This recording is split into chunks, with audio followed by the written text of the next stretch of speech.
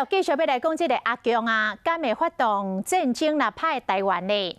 这美国印太司令部的司令戴维森将军讲，中国真有可能会伫个6年内来入侵到台湾。这个将军讲，美国将会继续来提供到各项的物资甲服务，予台湾会当来维持到自我防卫的能力。另外，美国的总统拜登这礼拜五要甲日本、印度甲澳洲的领袖来举行到四方安全的对话。后个月嘛要来举办到联合的军事演习，要来对抗中国的威胁。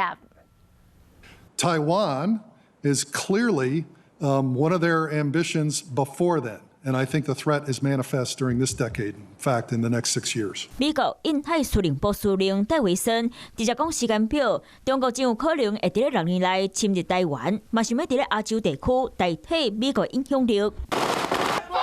台湾的自卫能力足够的话，就可以避免中国对台湾的这种军事冒险行动。戴维森他表示，印太司令部会协助台湾的汉光兵推。这也就间接证实台美的军事合作。苏志芬强调，台湾要有防卫的能力，才能避免中国对台湾的军事冒险。美国就做一个关键的角色。戴维森嘛讲，美国会继续提供台湾各项物资和服务，维持自我防卫的能力。伊嘛认为，美国要增加亚太地区武器的预算，让中国知影想要代替美國的地位，代價會真大。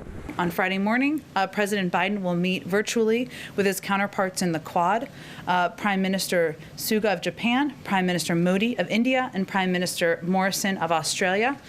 美国总统拜登嘛会伫12號參加四方安全的對話，每一個月頭一擺舉辦會談，講會議內底會討論新型冠狀病毒疫情、經濟合作和氣候危機的議題。外界認為中國伫印太地區和世界其他所在愈來愈強勢，美國嘛希望會當顧好和每一個的關係。